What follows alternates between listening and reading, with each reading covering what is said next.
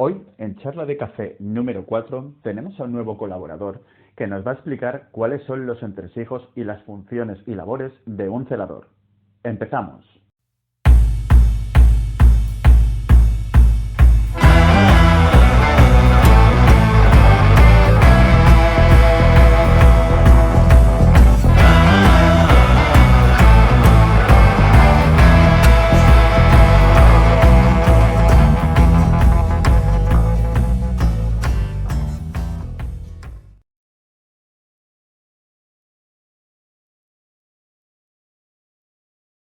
Hola Marc, muchísimas gracias por estar hoy en este podcast.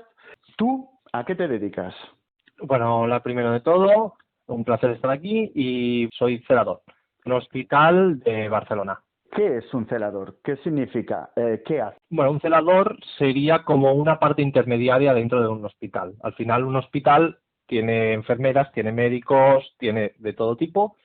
Lo único que necesitas un intermediario muchas veces entre estas secciones y el celador básicamente es ese intermediario. Si hay que llevar ciertas cosas o incluso pacientes o lo que sea, entonces él es el que hace intermediario entre todas estas personas o lugares.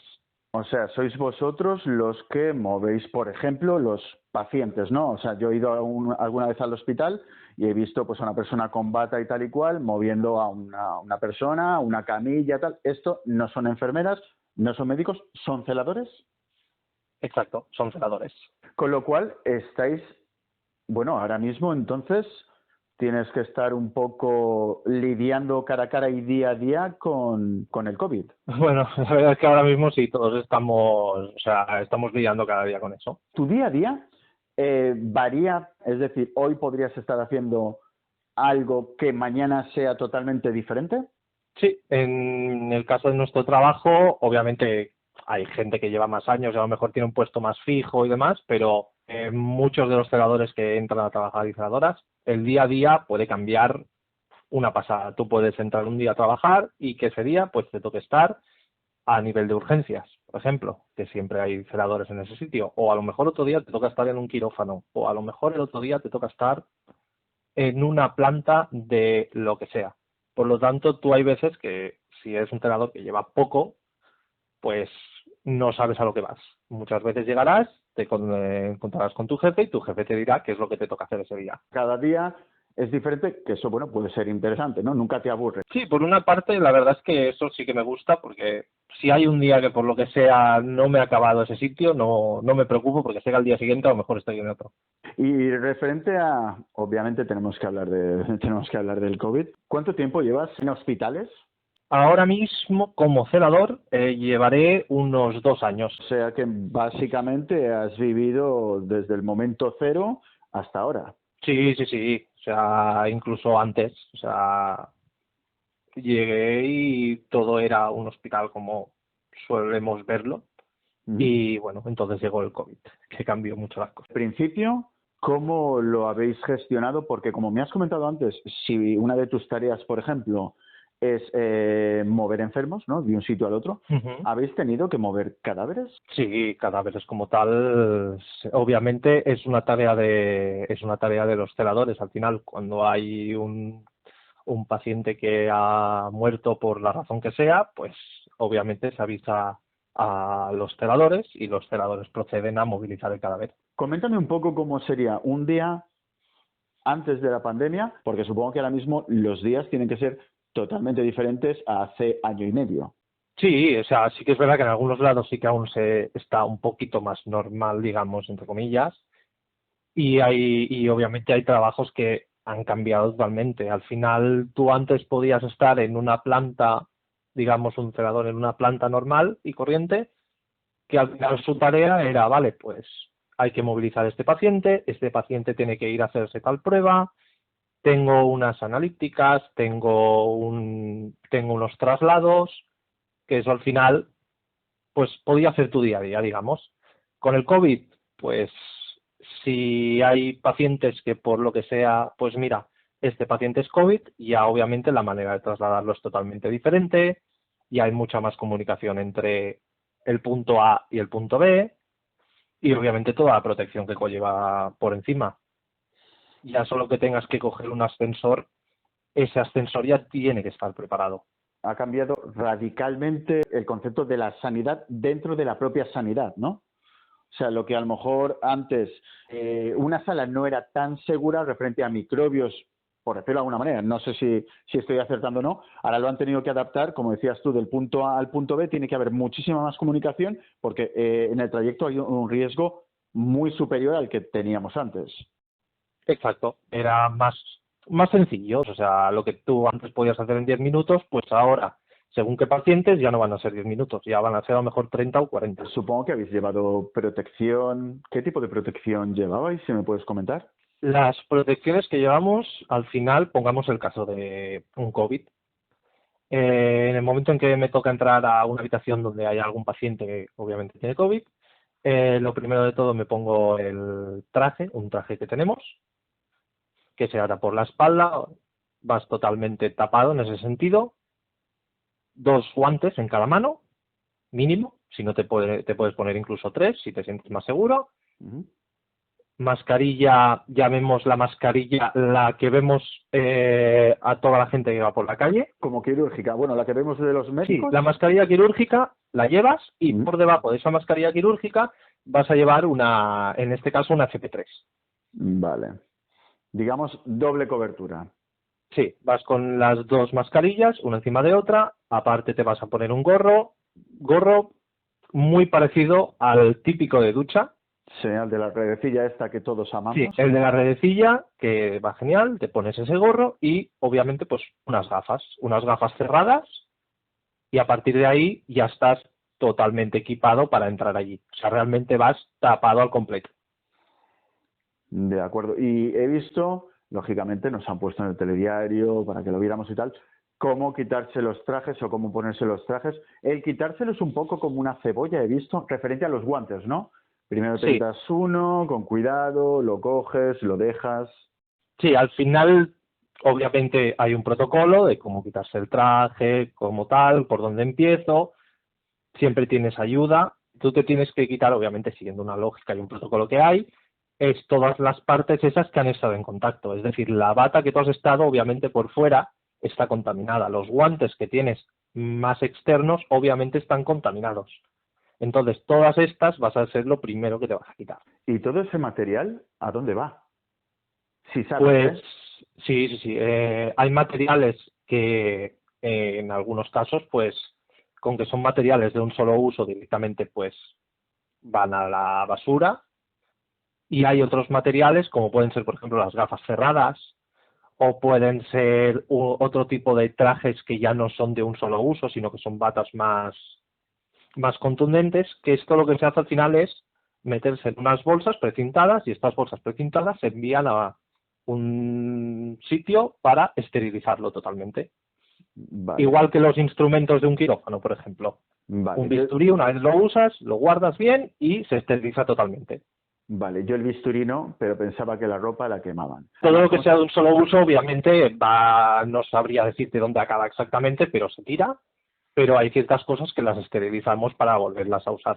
¿Te viste preparado cuando empezó esto referente al equipamiento que llevabais, que supongo que era menor que el que hay ahora? Ahora, por ejemplo, no, tampoco es que nos sobre, porque obviamente no sobra, pero si tú necesitas un guante de más, si tú necesitas unas gafas, si tú necesitas lo que sea, ahora esa disponibilidad la tienes sin ningún problema.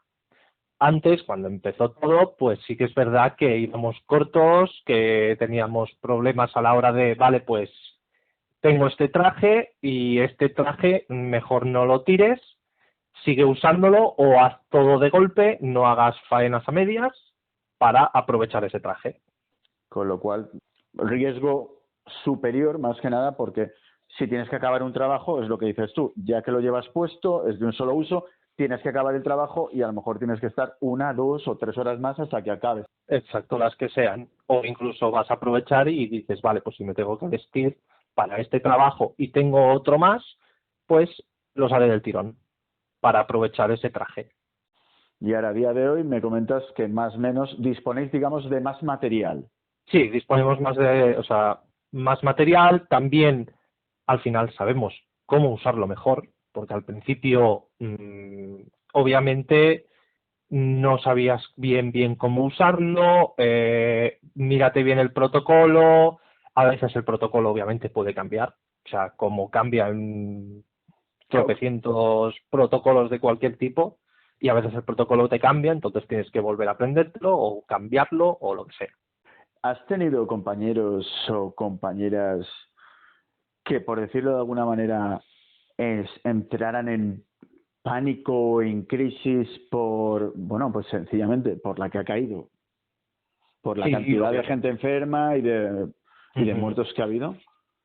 Obviamente, claro, al final con toda esa, en un hospital, con todo el personal que hay y demás, pues hay compañeros que lo han llevado peor, hay compañeros que lo han llevado mejor, gente que obviamente, pues por el hecho de trabajar lo ha tenido, o sea, lo ha pillado, y obviamente, pues momentos de estrés, momentos de ansiedad, incluso también, por una parte buena, momentos de más compañerismo, que eso también los he vivido. Al final, cuando llega algo de este calibre, pues o todos vamos a una o las ¿Crees, consecuencias serán peor.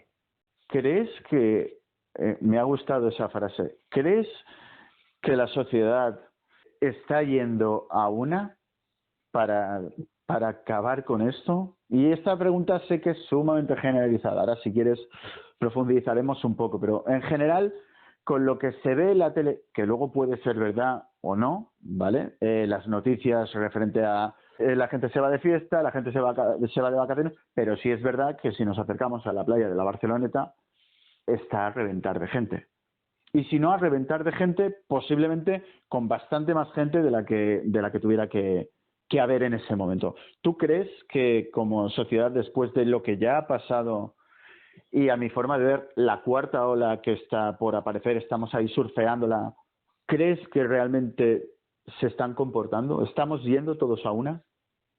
Realmente como sociedad no lo creo. O sea, de hecho, ahora estaba volviendo para casa y ya veo un montón de gente con la mascarilla bajada, eh, reuniones de no sé cuántas personas. ¿Esto, esto O sea, cómo te hace sentir?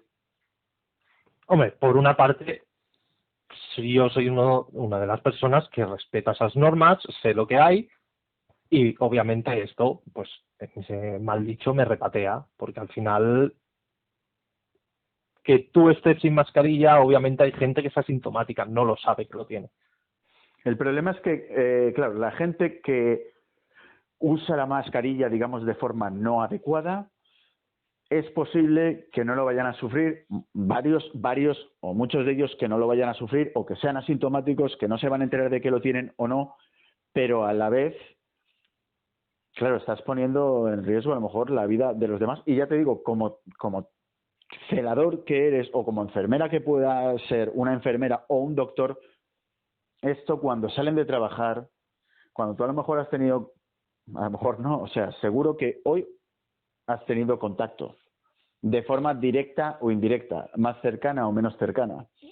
Y claro, luego sales a la calle y al ver a esa gente, Sí, obviamente. O sea, hay momentos en los que piensas, claro, yo estoy en el hospital trabajando, tomo todas mis precauciones y hay momentos en los que pienso, digo, no sé si estoy más seguro dentro de un hospital que fuera de él.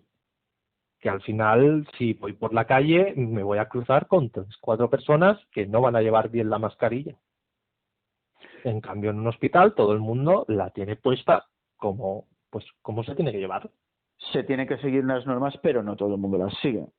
Entonces, supongo que ahora con este tema, al menos en los hospitales, estarán sumamente concienciados de ello y las 4 normas que tengan que seguir, supongo que las cumplirán.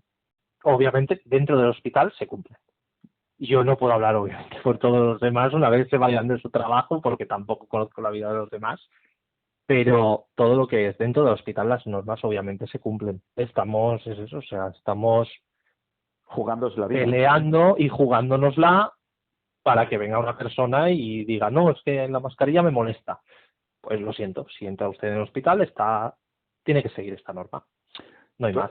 tú has tenido que atender a alguien no sé, que estuvieras la entrada, no lo sé, pregunto, y tú me contestas si sí o si no, que, por ejemplo, estuviera malo o mala, pero curiosamente no llevara la mascarilla o la llevara mal puesta. ¿Te has encontrado en esta situación? ¿O alguno de tus compañeros te ha comentado que se Sí, haya encontrado en esta situación? sí, sí, sí. Al final, una de la parte de, por ejemplo, hay celadores que están en las puertas de urgencias directamente. En el momento en que tú entras a urgencias y ya pasarías como a la primera, digamos, entrevista o la primera toma de contacto que tienes, ahí ya hay uno, dos, los celadores que sean. Vale. Y te lo encuentras gente que viene sin mascarilla, gente que viene con la mascarilla mal puesta y al final pues se le tiene que decir póngase bien la mascarilla o en el caso de que no la tenga le ofreces incluso una, mira, póngase la mascarilla y le atenderemos. Pero sí, ha pasado. ¿Os podéis negar a atender a alguien por el hecho de no llevar mascarilla? Me refiero porque como está la situación, o como estuvo hace, no sé, 6 meses, que hace 6 meses estoy seguro que había gente que iba al hospital y tampoco llevaba la mascarilla, ¿os podéis negar por tema de salud propia vuestra, por protocolo del hospital, no dejar entrar a nadie sin mascarilla, por ejemplo? No te lo puedo asegurar, pero creo que no, obviamente no te puedes negar a atender a alguien porque al final es una sanidad pública y no te puedes negar, pero sí que es verdad que obviamente si entra una persona que no quiere llevar la mascarilla, pongamos el caso, una persona que no se niega totalmente y la vas a atender, obviamente se le va a insistir en ese tema, que se la ponga, y si aún así no quiere, pues en ese caso los compañeros lo que vamos a hacer es tratarlo como si fuera un COVID. Vale. Ya directamente nos vamos a equipar, que luego no lo es, mira, no hay Bueno, pues problema. Que al final acaba haciéndolo, tú te has protegido totalmente y te vas tranquilo a casa. parece totalmente lógico y coherente. Oye, que esta persona no atiende a razones referente a la mascarilla, ¿vale? Nos preparamos todos como que vamos a la guerra, que es un paciente de COVID, con lo cual nos preparamos y ya vamos seguros. Si luego no lo tiene, lo que dices tú, me voy tan feliz a casa, tan sano y tan contento, pero me he preparado y he estado listo por lo que pudiera pasar. Vale. Exacto. Muy, muy interesante y lo digo por la gente en concreto, pues todas las reacciones que puede llegar a tener. Y te podrás encontrar, supongo, en la puerta a alguien que viene de fiesta, de una pelea. Me refiero que viene muy alterado, ¿no? Muy alterado, muy Sí, nervioso y tal. sí, pongamos el caso. Y ahora, claro, con el tema del COVID, eso aumenta muchísimo más el riesgo. Que a lo mejor luego el chico, la chica, la persona, solamente tiene, no sé, pues un corte en la cara por un puñetazo o lo que sea. Pero claro, con el tema del COVID ahora nos tenemos que proteger muchísimo más porque luego puede tener COVID la persona. Exacto. Sí, sí. Entonces tienes que vigilar en todo momento. No sabes, claro, hasta que no se realiza una prueba, una PCR, tú no sabes si esa persona lo tiene o no. No hay manera de saberlo. Una pregunta que no sé si sabes porque esto es de las PCRs. ¿Son muy fiables? Es decir, he oído, he leído, he visto, mirar en Internet es malo, buscar cosas en Internet es malo. He leído que engloba varias enfermedades, ¿es posible? Sí, o sea, de hecho las PCR ya existían antes, solo que podías detectar otras cosas, pero sí que es verdad que en este caso sí que lo detecta el COVID. ¿Es bastante fiable? Sí. ¿Es 100% fiable? No. Vale, Porque requiere también que tengas una carga vírica, digamos. Si tú lo acabas de coger justo hoy, aún no lo has llegado a incubar ni nada, por muchas PCRs que te hagas no te lo va a detectar. vale, o sea, digamos, necesitamos tener COVID fuerte, que esté fuerte dentro de nuestro cuerpo para poder detectarlo. Sí, o que lleve un cierto tiempo de incubación.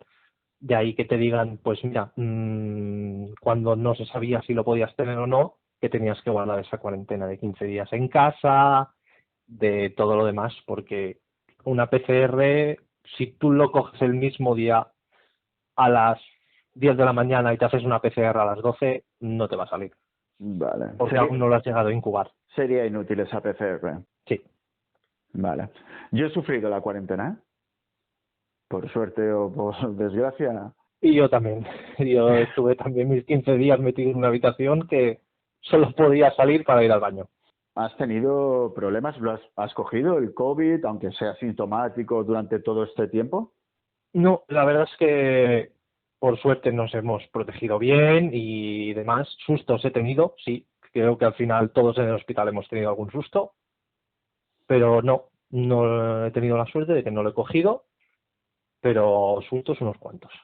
¿Y conoces a alguien que lo haya cogido y las haya pasado? Sí, obviamente un montón de compañeros de trabajo. Con lo cual supongo que debe haber pocos enfermeros, médicos y celadores negacionistas, ¿no? Yo creo que como mucho, mira, habrá uno que, porque Ha tiene que habido, serlo, pero ha habido alguno, ¿eh? Perdona que te diga, ahora me suena sí, obviamente ha habido alguna alguno y noticia. claro, ha salido obviamente por noticias médicos, Sí, por pero eso. sí, alguno hay. Pero no, o sea, yo en mi hospital no me he encontrado ninguno por ahora. Una preguntita. ¿Ha cambiado mucho tu vida social el antes y el después?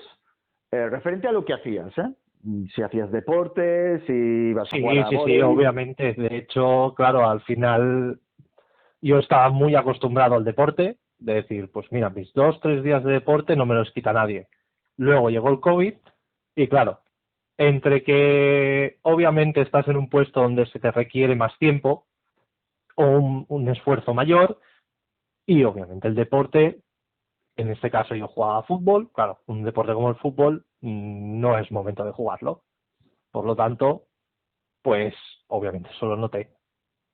Claro, acostumbrado tus 3 días de deporte o tu entrenamiento o lo que sea, de pasar de esos 3 a 0, ni que sea a nivel anímico. A nivel anímico ya lo vas a notar. Ya te vas a notar más estresado o lo que sea, o como se lo tome cualquier persona. Ahora que no puedes hacer estas cosas, tú eres consciente que no las puedes hacer y prefieres salvaguardar y decir, mira, ya lo haremos cuando se pueda. Obviamente, yo creo como a la mayoría, y más con el tipo de país que somos, que nos encanta el hecho de salir de copas, o sea, somos un país bastante social. Claro que echo de menos el, pues, me voy a cenar fuera, me voy a tomar mis copas, me reúno con mis 10 amigos. Claro, todo eso sí que lo echas de menos, pero ¿me compensa? No me compensa.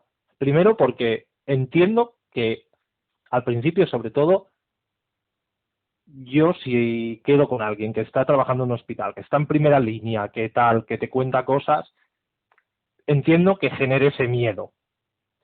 Y obviamente, pues si yo por lo que sea llego a cogerlo y me dedico a salir de fiesta o a quedar con 20 personas cada día, si alguien lo coge, obviamente, pues no es algo que vaya a llevar bien, más si encima es mi culpa.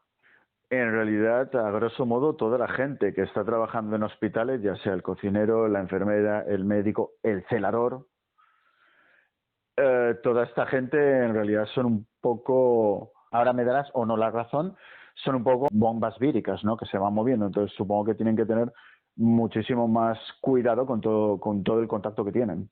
Más que bombas víricas, o sea, contacto tienen, sí, es verdad, pero a la vez, tal como está ahora el hospital, los hospitales y todo, también sabes que el trabajo que están haciendo es seguro. Es decir, van totalmente equipados. A lo mejor, mira, para que te hagas una idea, puedes estar más seguro en el hospital, en según qué ámbitos, que no, por ejemplo, en un bus. Al final en un bus tú vas con tu mascarilla, pero si empieza a entrar gente, porque me ha pasado, si empieza a entrar gente y ese bus se llena, la distancia de seguridad obviamente no se respeta. Te digo bus, te digo metro o cualquiera de estas. Sí, o sea, estoy totalmente de acuerdo contigo porque se han visto imágenes en la televisión. Yo mismo he ido en alguna ocasión al metro y he dicho, me doy la vuelta y voy por otro sitio porque no me voy a meter ahí con tanta gente, o sea, no me parece coherente. También es verdad que esto, bueno, se podría haber gestionado de otra manera. ¿Crees que se ha gestionado bien en los hospitales la pandemia? Al principio no. Al principio no lo creía porque primero era un montón de información que te llega, a veces esa información cambia del día para el otro, como que digamos, nos pilló mal en el sentido de, vale, pues nos estamos dando cuenta de que si aparece algo de este calibre, no tienes ni el suficiente personal, ni el suficiente equipamiento, ni los suficientes protocolos. Por lo tanto, lo tienes que tener todo de golpe. Y al principio, obviamente, no lo puedes tener todo de golpe porque no sale bien. Referente al hospital en el que trabajas o los hospitales que llevas, ya has comentado, un par de años, en los hospitales en los que te has movido, ¿crees que cuando la televisión nos enseña unas noticias, puede sonar absurda la pregunta, nos están mintiendo? Y es decir, no hablo del recuento de fallecidos, no hablo de todo esto, hablo de están al 40% las UCIs o al 80% las UCIs. Pero claro, puesto que no estoy en el hospital y no veo el caos o no que puede existir ahí dentro, ¿nos mienten las noticias con los datos más o menos que nos van soltando? Hombre, no te puedo asegurar que te estén mintiendo, porque obviamente cuando hablan del hospital de Valencia, no conozco los datos del hospital de Valencia, pero bueno, no es la... Dime. Suelen hablar, a ver, al menos la chica que he visto alguna que otra vez en la puerta era del Clinic. Del Hospital Clinic, creo que sí, el Hospital Clinic. Sí, el Hospital Clinic. Uh-huh. Claro, lo malo es que uno tiene que mentir, porque al final no es la primera vez que veo noticias y te sale pues el mismo hospital, pongamos el Clínico como ejemplo, y te dicen, no, las UCIs están al 90%. Entonces ves las noticias y justamente sale ese mismo hospital y te dice que las UCIs están al 80%. Entonces, claro, ya solo con eso sabes que alguno de los dos o no tiene los datos verdaderos o a lo mejor, pues mira, uno ha hecho la entrevista a las 2 de la mañana y el otro lo ha hecho a las 10 y en ese rato ha subido un 10%, porque si no tampoco te lo explica. A menos que, por eso mencionaba si nos mienten o no, que realmente te estén falseando unos datos para crear algo en la sociedad, como un miedo. Me explico. Tú trabajas en el Hospital Clinic, que no es así, no trabajas en el Hospital Clinic, pero imaginemos que sí. Y estás ahí con tu ronda, tal, pim, pam, ves que hay caos, hay cierto caos, pero puesto que ya has venido del inicio de la pandemia, dices, a ver, ahora se está gestionando muchísimo mejor. Y estamos al 50% de las UCIs. Entonces luego te vas a casa, te pones a ver la tele y ves Hospital Clinic, las UCIs están al 80%, y tú dices, trabajo ahí y es verdad que tenemos casos y pacientes COVID, pero como ya venimos un poco aprendiendo lo que ha pasado anteriormente, ahora lo estamos haciendo mejor y realmente, aunque tenemos caos, es un caos más controlado y ahora mismo las UCIs las tenemos al 60%, no al 80% como han dicho en la televisión. Pero claro, si yo veo que las UCIs están a tope, el hospital está a tope, según lo que yo veo en las noticias, y todo está muy mal, de manera involuntaria a lo mejor me quedo más en casa. ¿Me entiendes? Por eso mencionaba lo de ¿nos mienten? No nos mienten, los datos más o menos son correctos. Los datos de lo que te comentaba, de las UCIs, por ejemplo, o lo de los fallecidos. O sea, dentro de lo que cabe, o sea, tampoco me voy a poner exacto, yo creo que sí, que realmente sí que están diciendo más o menos la verdad, porque al final, claro, todo esto te puede cambiar de un día para otro. Sí que es verdad que un día puede ser bueno y dices, mira, pues ha bajado esto, pero al día siguiente te puede pegar un rebote. Entonces, sí, en la madrugada, sí, yo creo que sí, que más o menos sí lo dicen. En la madrugada pueden venirte 100 enfermos. Y tú llegas al turno de mañana, ¿no? A las 9, has acabado tu turno el día anterior a las 5, o cuando acabes, llegas al día siguiente a las 9 y dices, hostia, pues ayer teníamos 50 camas libres y hoy tenemos 20, porque claro, durante la noche ha pasado tiempo, han venido enfermos y esto lógicamente incrementa. Ya te digo, era una pregunta por el hecho de, estamos a tope de trabajo, y tú dices, bueno, están hablando justamente del sitio donde yo trabajo. Y yo estoy viendo las noticias y esto no corresponde con lo que realmente es, y yo estoy viendo en el trabajo. Pero a la vez entiendo que con esta noticia pueden crear un poco de miedo, temor, pánico, llámalo como quieras, reacciones diferentes que puede tener luego la sociedad a la hora de actuar. Entonces, por eso la pregunta. Que por una parte también ese miedo o crear ese miedo tiene su efecto positivo, pero sí que creo que más o menos las estadísticas o los datos son bastante correctos. Lo que también te digo es que, claro, cuando te tiras a lo mejor 10 horas metido en un hospital con todo el tema y demás, lo último que hago luego al llegar a casa es poner las noticias para que no me hablen del mismo tema. Sinceramente, suponía que me ibas a decir eso. Estaba claro. Por eso a la vez estaba yo ahí tanteando diciendo, bueno, lo puedes saber o no, pero a lo mejor llega a casa y dice, no voy a ver las noticias, o sea, me pongo cualquier otra cosa en la tele, en Netflix o en Internet, menos las noticias. Porque No, lógicamente... igualmente alguna vez sí que me las he puesto y obviamente tienes a tantos familiares, tantos amigos y todo que se va a comentar. Y si no, un día te vas a meter en Twitter o te vas a meter en cualquier lado y te va a salir la noticia. O sea que al final de las noticias no me escapo. No, Pero no le voy a dedicar horas. ¿Y crees que la gente realmente no es que esté concienciada o no?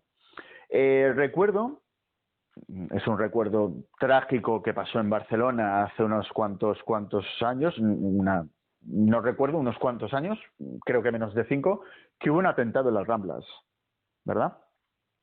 Sí, bueno, de hecho estuve. Hombre, ¿tú no te pierdes una fiesta? No, desde luego. O sea, no te pierdes ninguna fiesta. No. ¿Todo bien? ¿No te pasó nada? No. Yo tuve suerte de que, o sea, estaba llegando justo a las Ramblas y la furgoneta pasó corriendo que apenas la vi. Bien, supongo que sabes entonces obviamente que hubo atropellos, hubo gente que falleció y con esto voy a que crees, o sea, allí se vieron imágenes crudas. O sea, seguramente habría gente por las Ramblas, uno corriendo hacia un escaparate, entrando en un sitio, rápido, ¿qué pasa? No sé qué, hay una furgoneta, tal. O sea, se vivió caos y la gente que estuvo ahí, está claro que será difícil que se lo pueda olvidar. Porque fue muy cruento, ¿no? Una furgoneta atropellando gente, llevándosela por delante.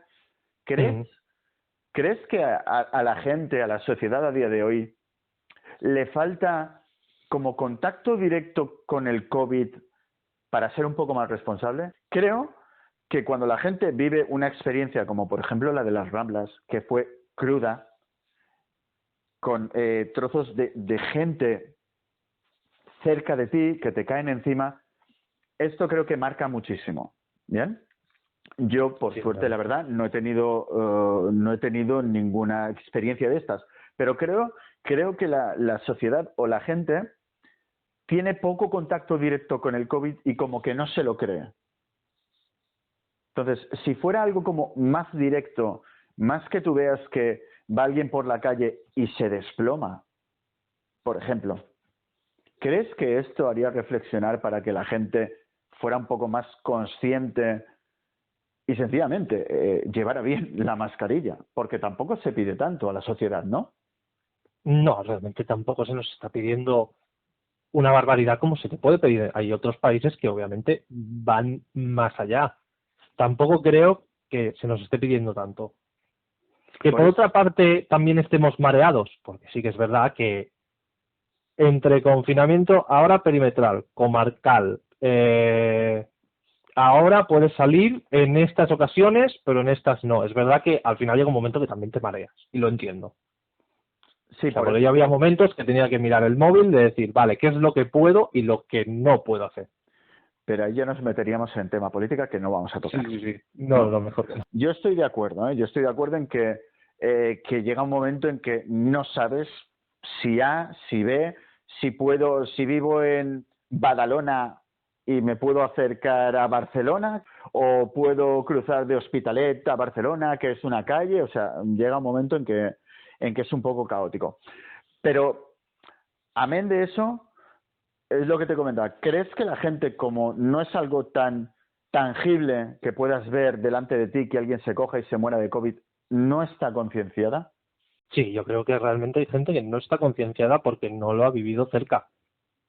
Hay compañeros o han habido amigos que por desgracia han tenido algún familiar o han tenido algún amigo o incluso ha fallecido alguien cercano y entonces esta gente sí que se lo toma más en serio. El problema es que, claro, si tú tienes la suerte de que has ido sin mascarilla, no te ha pasado nada, todos tus amigos están bien o incluso que lo hayas cogido, pero al ser asintomático no hayas tenido nada, no te haya pasado nada, tu vida ha seguido siendo igual, pues se lo han tomado de otra manera. Pero, claro, no es el caso de todos.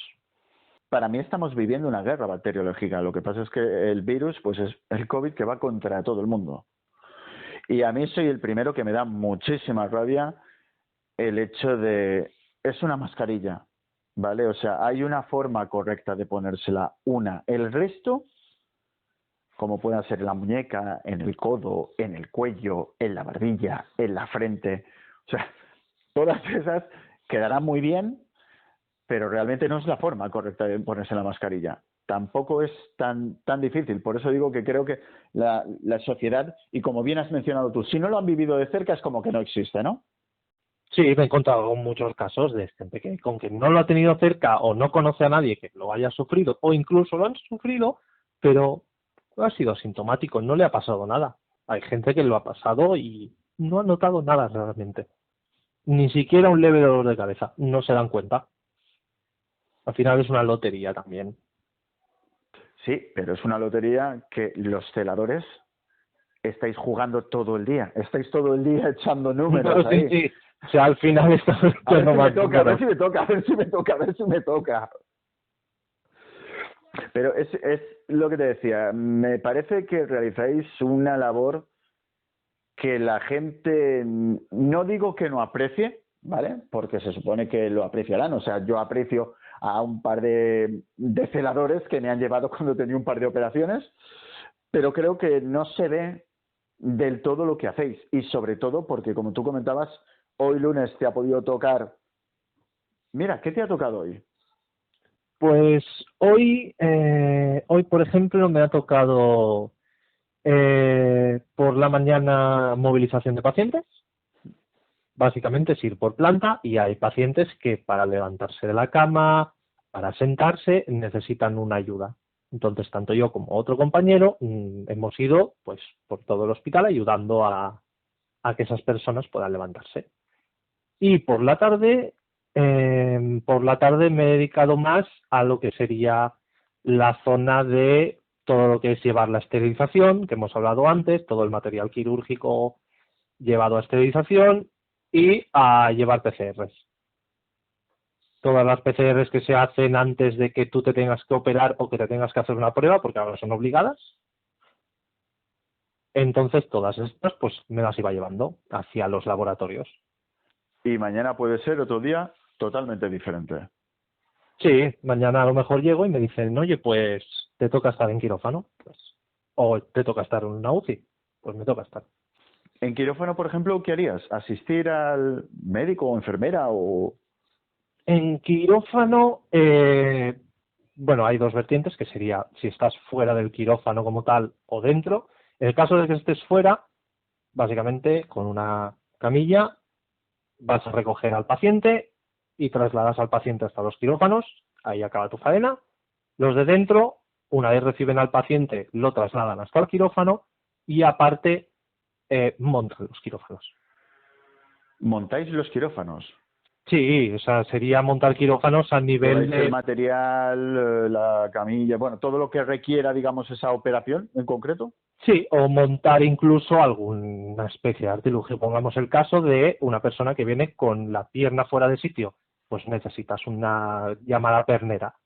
Pues esa máquina se tiene que montar para que así cuando llegue todos los demás a quirófano, todo ya esté montado y podamos empezar. O sea, en realidad tocáis, valga la redundancia, físicamente tocáis muchas cosas.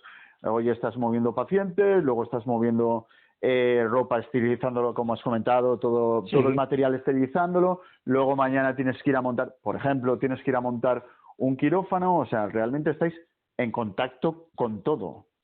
sí. Otro día te pueden tocar documentos, otro día te puede tocar farmacia. O sea que al final tampoco, obviamente los que llevan más tiempo sí que tienen más regularidad y un día a día suyo básicamente va a ser muy parecido.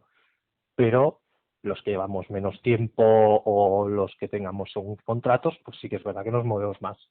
Bueno, También al final depende de la necesidad. y la veteranía es un grado, dicen, ¿no? Sí, obviamente. Obviamente.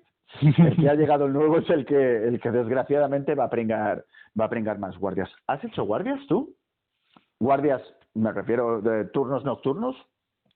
Sí, bastantes. De hecho, cuando empezó la primera ola, me pasaron a las noches y estuve allí todo el verano. En este caso, por ejemplo, bueno, la faena que tuve yo durante todo el verano, que fue la misma, es realmente estar como en una especie, digamos, para que se entienda bien, como una especie de banquillo. Ujú. Un banquillo donde hay varios celadores y estos celadores al final lo que están es a disposición del hospital entero.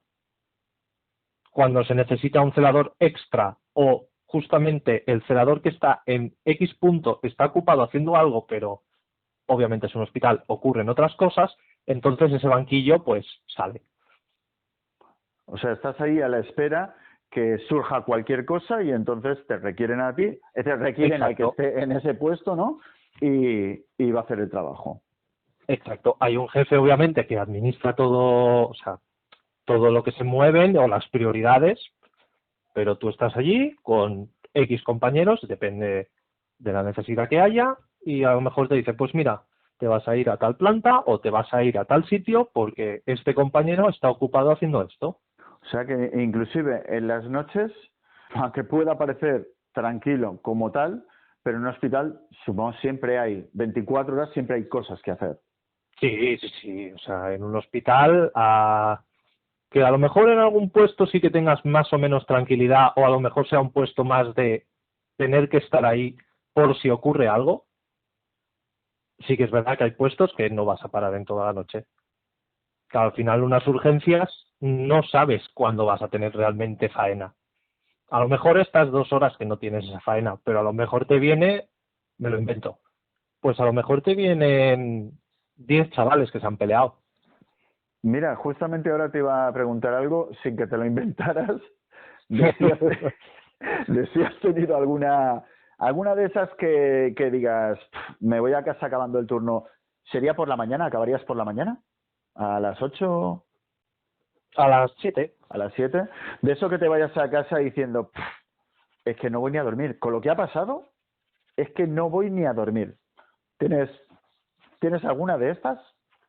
Hombre, sí, o sea, hay algunas, por ejemplo, la primera vez que me tocó subir a, digamos, a la azotea donde baja el típico helicóptero amarillo. Y ahí, por ejemplo, que era el helicóptero, supongo que vendría por algún tema de urgencia.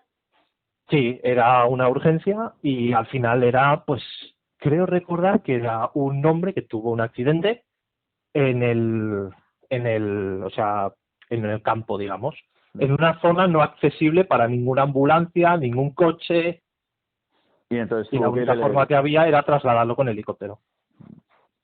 Y claro, después de esa vivencia, por ejemplo, me costó dormir lo que no está escrito. Curioso. O sea, que jamás pensarías que ibas a ver un helicóptero y encima Tan gente que te dijera, cercano. vamos, Mar, vamos, muévete, muévete, muévete, muévete. Claro, es más la adrenalina que tienes de tal como baja esta persona, pues obviamente si viene con helicóptero no creo que se haya hecho un rasguño no creo que se haya hecho un rasguño en el tobillo, por lo tanto me va a tocar correr. Y de celadores, por ejemplo, en la puerta, como me comentabas, algún caso que digas, ¿cómo, o sea, cómo estoy, esta situación es surrealista, hay cámaras grabando, ¿cómo es posible que estemos en esto? Sí, alguna me he encontrado de surrealista de decir esto no puede estar pasando. Va, cuenta. O sea, a ver si recuerdo alguna. Claro, por ejemplo,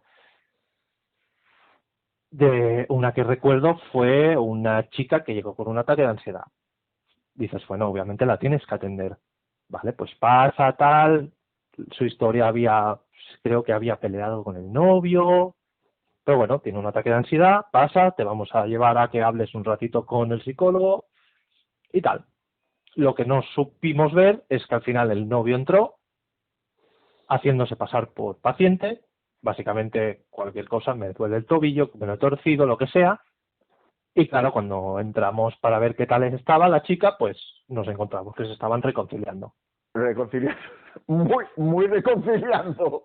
Muy reconciliando. Claro, yo después de ver eso dije, vale, creo que el cupo de Noche Rara ya lo he cumplido. Ya está. Me estoy riendo en bajito. Bueno, se estaban reconciliando, al final la noche fue feliz, oye. No, sí, y la chica pidió el alta, o sea, no hizo falta que hablara con el psicólogo ni nada, se fue contenta. Se le quitó la paquetería. Se le quitó, sí, se le quitó por completo y bueno, pues mira, no fue cosa nuestra, pero un paciente menos.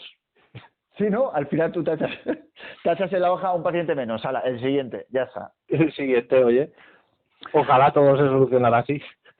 Oye, pues es muy curioso realmente tu trabajo, todas las cosas que, como comentábamos antes, que tienes que tocar, que tienes que hacer, el contacto que tienes, ya sea con el COVID en este momento o con cualquier otro tipo de infección, o sea, o de problema grave, porque claro, os habéis tenido que encontrar en realidad de todo, pacientes de todo tipo, por decirlo de una manera que suena un poco sucia, pues no sé, gente que se ha cagado encima, gente que vomita encima, gente que lleva ahí varios días fallecida y la tenéis que mover. Sí, obviamente esto te lo encuentras. Y es verdad que un mínimo de estómago tienes que tener. No, eso es seguro. O sea, ya te digo yo que médico yo no podría ser. Tampoco podría estudiarlo porque no me da, pero no podría ser médico por otras cosas. ¿Has tenido el trabajar como celador y ver cara a cara a la muerte o tener que codearte con gente que acaba de fallecer? ¿Te ha hecho replantearte el hecho de la propia muerte? ¿La ves de otra manera? Final, o sea, sí que, claro, la ves más veces. Entonces, claro, de alguna manera, claro, ya no te sientes, digamos, tan inmortal. Ya no es lo mismo que, vale, ha fallecido una persona mayor, tenía X años, es ley de vida, tal. Cuando ves que hay un chaval, digamos, un chaval que tiene, me lo invento, 10 años menos que tú y que obviamente ha fallecido por algo como el COVID ahora mismo, entonces ahí es cuando dices, bueno, inmortal no soy. Lo ves de otra manera, ¿no? Lo ves que está ahí, que dices, soy joven, no tendría que tener ningún problema, pero es que este que tiene más o menos la misma edad que yo, acaba de morir de COVID. O incluso menos. Y ahí es cuando dices, bueno, pues me lo tengo que replantear. Es como que si no pasa nada alrededor de tu burbuja, como que tampoco te lo tomas tan en serio. Sí, por eso decía antes lo del concepto de las Ramblas, el hecho de que cuando la gente ve algo directamente, lo tienes ahí o le ha pasado a tu hermano o a tu madre o a tu primo, o sea, tangible, ¿no? Que puedes ir a ver a esa persona y decir, me estoy muriendo de esto. Pongamos como una enfermedad mental al final. Una enfermedad mental, mucha gente, pues como no, o sea, esto nada, y claro, el que lo ha vivido de cerca porque ha tenido un familiar, un amigo, lo que sea, y ha tenido esa enfermedad mental, pues obviamente está más concienciado, porque lo ha vivido, porque lo ha tenido cerca. Sinceramente es que me gustaría dar a conocer un poquito más a nuestros oyentes cuál es tu función, cuál es tu labor y todo lo que puedes llegar a ayudar y lo que ayudas en realidad. Y todo de forma desinteresada para que una persona que no conoces se ponga bien. Para mí esto tiene mucho mérito. Y dicho esto, ahora ya conocemos un poquito más cuáles son las funciones de un celador. Muchísimas gracias por habernos explicado todo esto, Marc. Espero que os haya gustado este audio, vídeo, podcast. Por supuesto, si tenéis algún comentario que hacer, me gustaría que lo escribierais y si os ha gustado, darle al pulgar hacia arriba. Nos vemos en la próxima.